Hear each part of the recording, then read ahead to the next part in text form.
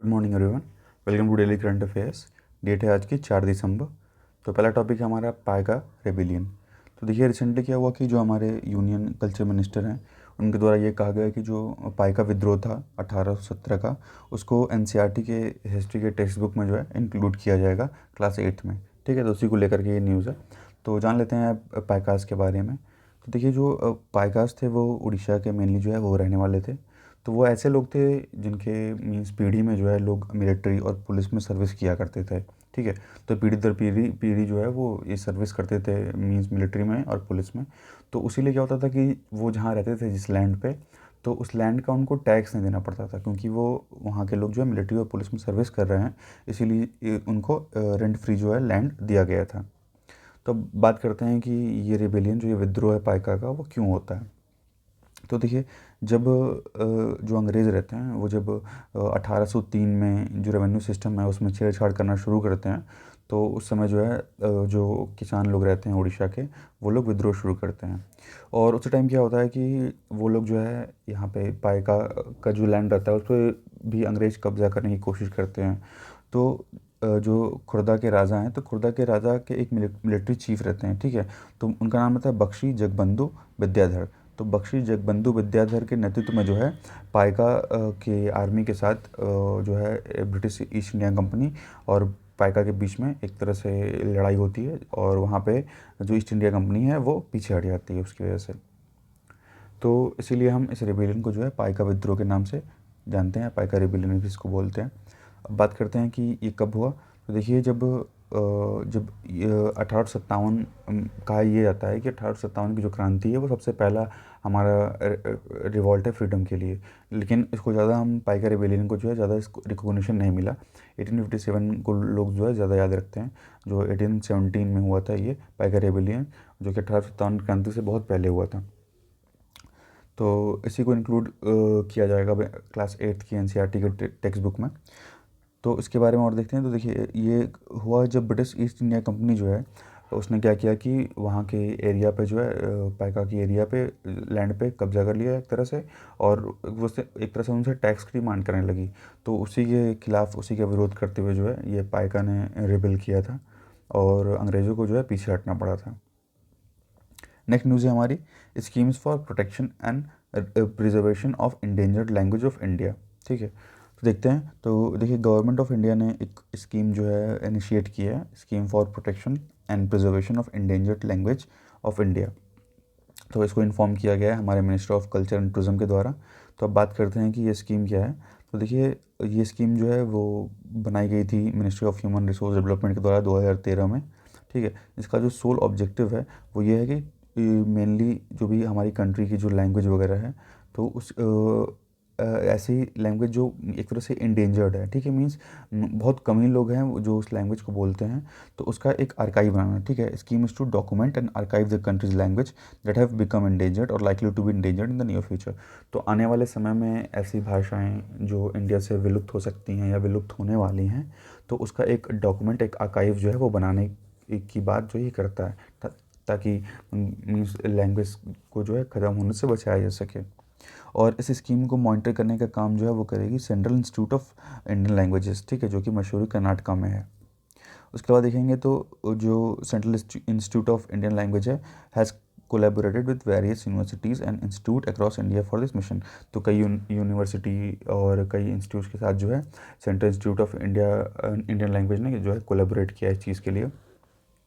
और एक तरह का जो फाइनेंशियल सपोर्ट है वो यूनिवर्सिटी ग्रांट कमीशन के द्वारा प्रोवाइड किया जा रहा है। ठीक है, for the creation of centres for endangered languages central and state university.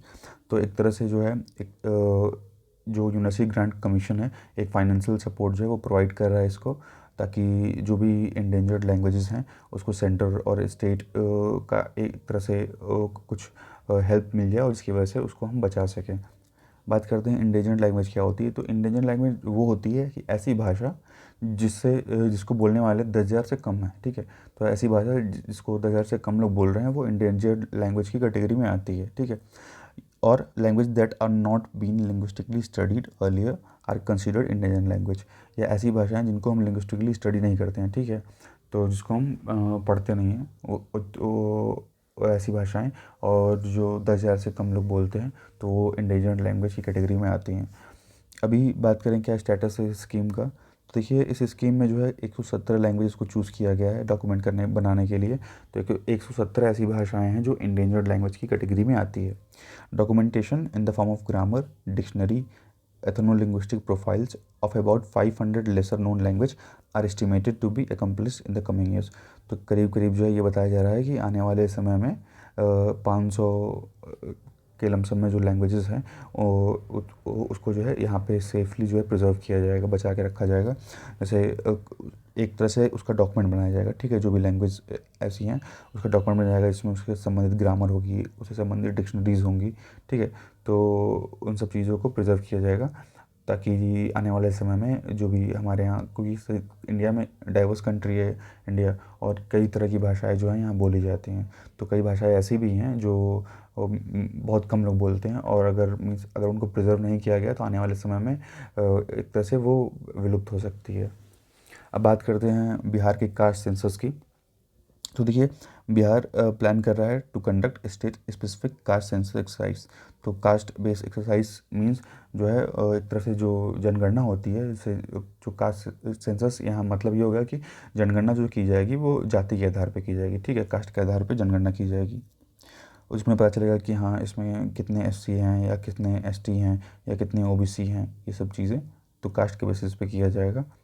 This comes after a delegation of Bihar leaders ST by CM had met Prime Minister Narendra Modi and urged him to hold caste census in the country, but later the central government had refused to hold the same।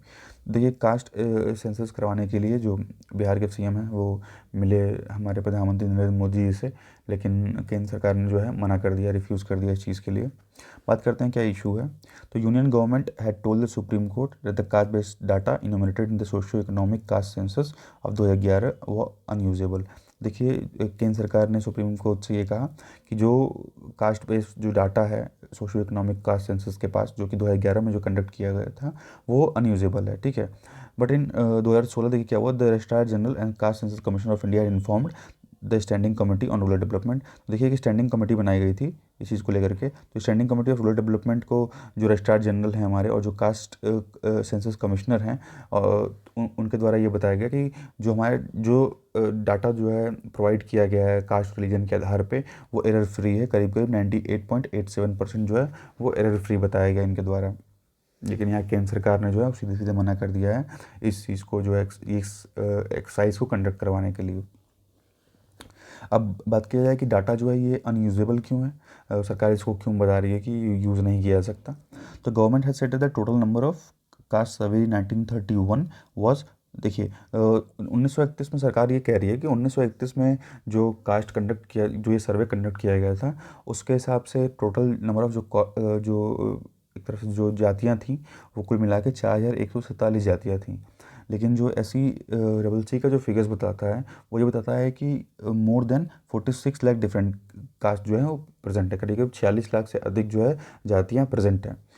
Assuming that some caste may bifurcate into subcaste, the total number can be exponentially high to this extent।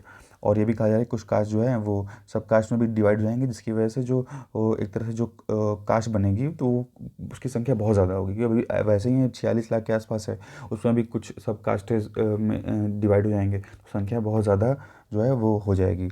The entire exercise was corrupted because the enumerators has use different spellings for the same cast.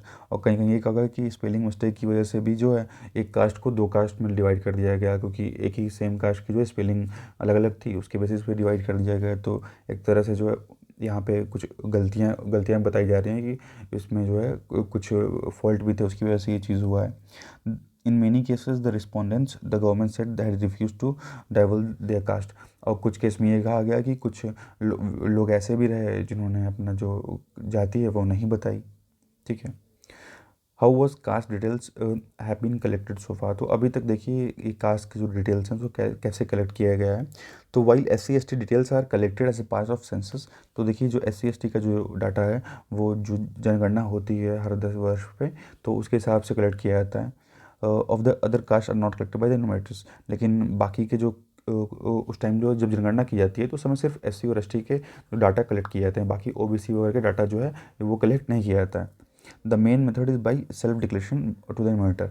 तो जो main method है वो होता है self declaration के द्वारा, कि लोग खुद जो है वो डिक्लेयर करते हैं कि हम इस कास्ट से जो है वो बिलोंग करते हैं। तो उसके आधार पर जो है सरकार के द्वारा ये तय किया गया था।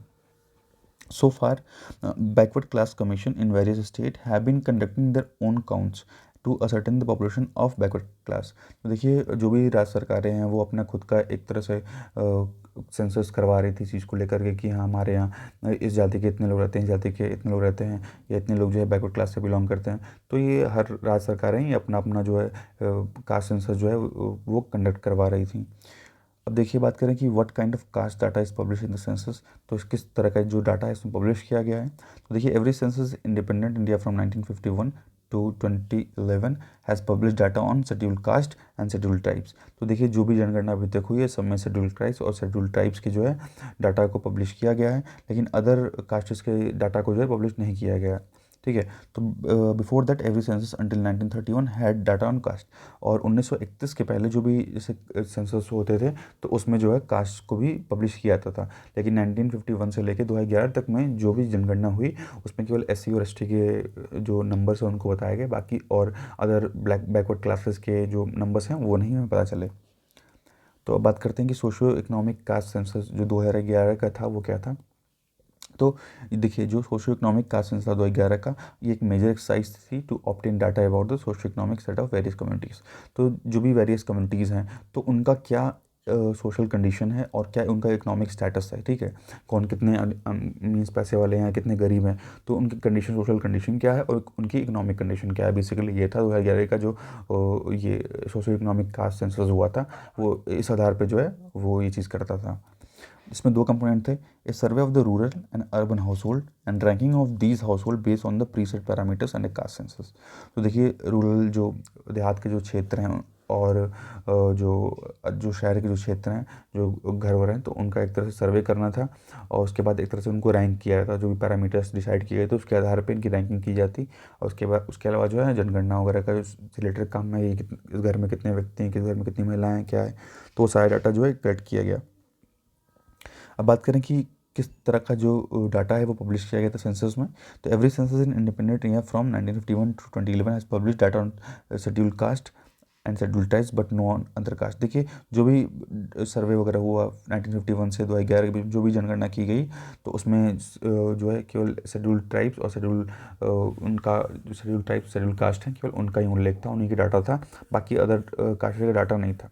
ठीक है, तो अब देखते हैं कि क्या डिफरेंस है सेंसस और SEC में। ठीक है, सोशो इकोनॉमिक कास्ट सेंसस में क्या डिफरेंस है। तो census provide a portrait of the Indian population. तो सेंसस से हमें इंडिया के पॉपुलेशन के बारे में पता चलता है। जो सोशो इकोनॉमिक कास्ट सेंसस है ये एक तरह से बताता है कि स्टेट के लिए हेल्पफुल होता है कि स्टेट को पता चल जाए कि हाँ हमारे यहाँ कौन कौन से कास्ट हैं, कितने लोग रहते हैं। तो स्टेट जो है जो भी प्रोग्राम वगैरह इंप्लीमेंट करेगी, लॉन्च करेगी, तो उस हिसाब से उस बेसिस पे करेगी, जैसा वहाँ पे जैसे जो पॉपुलेशन होगी जिस हिसाब से उस हिसाब से।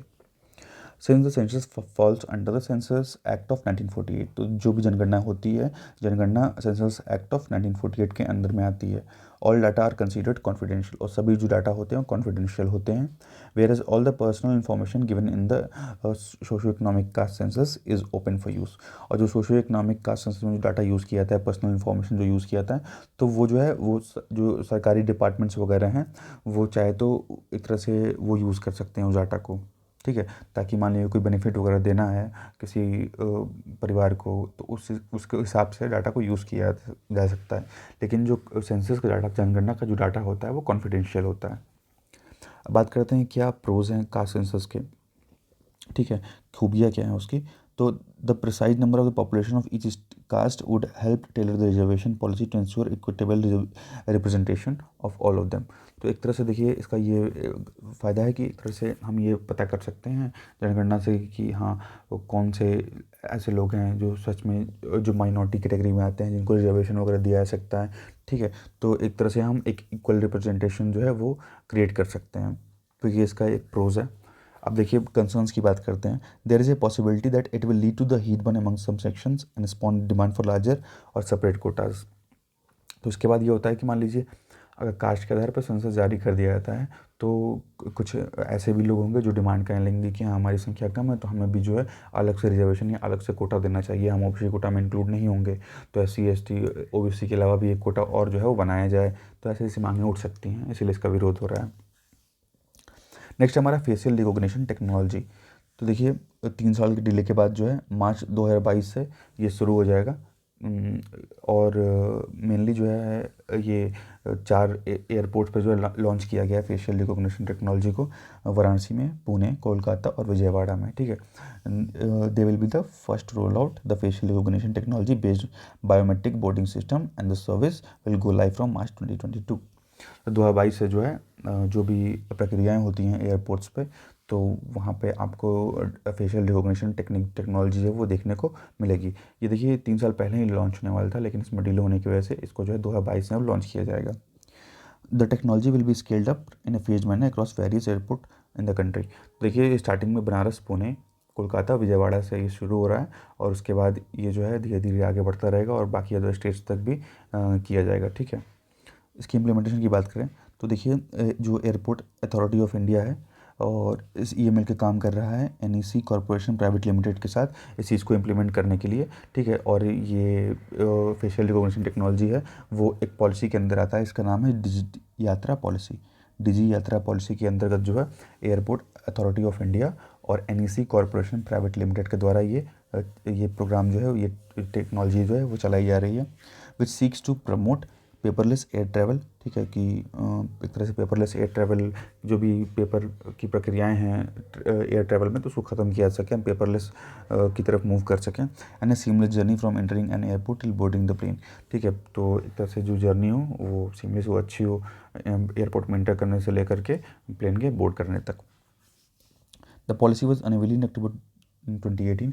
तो देखिए अक्टूबर 2018 में इसको रिवील कर दिया गया था, लेकिन इम्प्लीमेंट करने में जो इसको देरी हो गई, तो 2022 में इसको इम्प्लीमेंट किया जाएगा। बात करें क्या होता है फेशियल रिकॉग्निशन, तो देखिए फेशियल रिकॉग्निशन जो है वो एक बायोमेट्रिक टेक्नोलॉजी है जो कई आपके फेस के कई फीचर्स को जो है एक तरह से यूज़ करती है और आपको आइडेंटिफाई कर सकती है, ठीक है। तो आपके फेशियल डाटा का यूज़ करती है वो। अब देखिए it works by maintaining a large database with photos videos of people faces. तो लोगों के फ़ोटोज़ या लोगों के जो वीडियोज़ हैं फेसेस के, उसके बना करके, and a new image of an unidentified person often taken from CCTV footage. अब मान लीजिए कि CCTV फुटेज से हम किसी ऐसे पर्सन का फ़ोटो प्राप्त करते हैं जो कि अनआइडेंटिफाइड है, तो मान लीजिए कि अगर ऐसा फेशियल रिकॉग्निशन टेक्नोलॉजी डाटा बन जाता है तो हम उस CCTV की फ़ोटो को उससे कंपेयर करके एक तरह से उसके फेस को रिकॉग्नाइज कर सकते हैं कि हाँ ये व्यक्ति जिसने क्राइम कमिट किया था या जिसने कुछ किया था, तो वो पर्सन कौन था। The artificial intelligence technology use for pattern finding and matching is called neural network. तो देखिए इस पैटर्न को हम जो ये मैच कर रहे हैं इसी को हम न्यूरल नेटवर्क बोलते हैं, ठीक है। तो ये जो टेक्नोलॉजी यूज़ की जा रही है मीन्स आर्टिफिशियल जो ये टेक्नोलॉजी है, मीन्स जो हम फेसेस को कंपेयर करें, जो CCTV की फुटेज थी और उसके बाद जो हमारे पास जो फेशियल रिकॉग्निशन का डाटा था, दोनों को जो मिला रहे हैं तो चेक करने के लिए, तो वही न्यूरल नेटवर्क जिसको हम उसको बोलते हैं। बात करें इसका बेनिफिट क्या है, तो इसका बेनिफिट होगा कि हम क्रिमिनल वगैरह को इजीली आइडेंटिफाई कर सकते हैं अगर CCTV में उसकी इमेज है तो। और भीड़ में भी जो है हम किसी को अगर पहचानना है तो इजीली हम पहचान सकते हैं इस टेक्निक के थ्रू। उसके अलावा जो क्राइम की जो इन्वेस्टिगेशन वगैरह होती हैं उसकी जो कैपेबिलिटीज़ हैं तो बूस्ट किया सकता है, तो पुलिस डिपार्टमेंट्स के लिए ये चीज़ बहुत फ़ायदेमंद होगी। उसके अलावा हेल्प सिविलियन वेरिफिकेशन वे नीडेड, जब किसी सिविलियन की वेरिफिकेशन करनी होगी उसका, तो उस समय भी इसकी ज़रूरत हो सकती है, तो उसमें भी इसका यूज़ हम कर सकते हैं। No one will be able to get away with fake ID, और कोई भी फेक ID जो है वो यूज़ नहीं कर सकता होगा, ठीक है। क्योंकि सीधी बात है फेशियल रिकॉग्निशन से आप अपना जो ID है उसको छुपा नहीं सकते, आपका फेस रीड कर रहे ही आपके बारे में सब कुछ सारी जानकारी जो है मिल जाएगी, आपका फेस ही आपका ID कार्ड होगा। बात करें क्या कंसर्न्स हैं, तो एब्सेंस ऑफ स्पेसिफिक लॉज और गाइडलाइंस, तो कोई भी स्पेसिफिक लॉ इससे रिलेटेड जो है या कोई गाइडलाइन जो है, कोई दिशा निर्देश या कोई ऐसे इस संबंध में कोई कानून जो है वो प्रेजेंट नहीं है जो कि कहीं ना कहीं जो हमारा फंडामेंटल राइट है उसका वायलेशन करते हैं, ठीक है। जो हमारा freedom of speech and expression है उसका वायलेशन करते हैं, जो कि सुप्रीम कोर्ट के द्वारा जो है case Puttaswamy versus union of India case में कहा गया था कि राइट टू प्राइवेसी जो है वो एक फंडामेंटल राइट है, ठीक है। राइट टू प्राइवेसी एक फंडामेंटल राइट है, किसमें, आर्टिकल 19 में। आर्टिकल 19 में राइट टू प्राइवेसी जो है वो एक फंडामेंटल राइट है। Many institutions have not conducted privacy impact assessment, और कई इंस्टीट्यूशंस ऐसे हैं जिन्होंने प्राइवेसी इम्पैक्ट असेसमेंट जो है वो कंडक्ट नहीं किया है। फेशियल रिकॉग्निशन सिस्टम को डिप्लॉय करने से पहले जो है इसका कोई एक तरह से ये नहीं कंडक्ट किया है कि क्या इसका इफेक्ट पड़ेगा प्राइवेसी पे, ये सब चीज़ें हैं। बात करें फंक्शन क्रीप के बारे में, देखिए फंक्शन क्रीप तब होता है, मान लीजिए कि पुलिस को ऐसे परमिशन दी गई कि आप जो है वैसे जो मिसिंग बच्चे थे, तो दिल्ली हाई कोर्ट ने पुलिस को परमिशन दी कि आप मिसिंग बच्चे को ट्रैक करने के लिए आप इसका यूज़ कर सकते हैं टेक्नोलॉजी का, ठीक है। लेकिन बाद में जो है इसका यूज़ जो है इन्वेस्टिगेशन पर्पस वगैरह करने के लिए किया जा रहा है, जो क्रिमिनल वगैरह को पकड़ने के लिए किया जा रहा है, तो वो इसका एक जो है फंक्शन जो क्रीप हमें देखने को मिलता है। देखिए सुप्रीम कोर्ट ने पुट्टा स्वामी जजमेंट में कहा था कि privacy is a fundamental right even in public spaces. तो आप अगर किसी पब्लिक स्पेस में ही क्यों ना हो, लेकिन जो राइट टू प्राइवेसी है वो आपका एक फंडामेंटल राइट होगा, and if these rights needs to be infringed. और मान लीजिए अगर राइट टू प्राइवेसी कुछ सरकार जो है वॉयलेट कर रही है, तो सरकार को अपने एक्शन के लिए ये बताना होगा कि अगर हमने किसी का राइट टू प्राइवेसी का वॉयलेट किया है तो उसके लिए एक स्पेसिफिक एक स्पष्ट जो कारण है वो सरकार को बताना होगा, ठीक है। और वो जो भी रीज़न होगा वो एक लेजिटिमेट रीज़न होना चाहिए, ठीक है। ऐसा नहीं कि ऐसे हवा में कुछ भी बोलती है, तो उसका एक कोई मतलब होना चाहिए, वो रीज़न कोर्ट को ये लगना चाहिए कि हाँ ये रीज़न सही है, ठीक है। नेक्स्ट हम देखते हैं office of the high commissioner of human rights. तो देखिए office of the high commissioner of human rights, also known as the office of UN high commissioner for human rights. तो देखिए इसको हम office of UN high commissioner of human rights ही बोलते हैं। Is one of the UN human right bodies, जो कि एक यूएन की ह्यूमन राइट बॉडी में आती है, ठीक है। और देखिए it is interested by the union national general assembly with the mandate to protect and promote all human rights for everyone all over the world. तो ह्यूमन राइट को जो है मानवाधिकार को प्रमोट करने के लिए ये बॉडी जो है वो है वर्क करती है। It offers technical expertise and capacity development to aid the implementation of global human right standards on the field. तो एक तरह से जो पूरे वर्ल्ड में जो ग्लोबली जो है ह्यूमन राइट्स को जो प्रमोट करने का काम और ह्यूमन राइट्स को इम्प्लीमेंट करने का काम ये जो कमेटी है वो करती है। It is a part of the UN secretariat, ये यूएन सेक्रेटरीट का पार्ट है। इसको इस्टेब्लिश, इसका गठन जो है 1993 में किया गया था। इसका हेडक्वार्टर हमें जिनेवा में देखने को मिलता है, और इसके कई रीजनल ऑफिस वगैरह भी हैं, ठीक है। और इसके जो हेड होते हैं वो high commissioner of human rights होते हैं, ठीक है। तो ये high commissioner for human rights के द्वारा ये हेड किया जाता है, जो हमारा office of the high commissioner of human rights है। अब इसकी फंडिंग की बात करें तो almost 2/3 of the funding of the office comes from the voluntary contribution from donors and member states. कुछ मेंबर स्टेट्स और कुछ डोनर्स की वजह से जो है फंडिंग वगैरह आ जाती है। And rest is covered by the general budget of UN, और बाकी का जो है यूएन का जनरल बजट जो जारी किया जाता है उसके द्वारा इसको फंडिंग जो है पैसा वगैरह है वो प्रोवाइड किया जाता है। तो thank you, thanks for watching.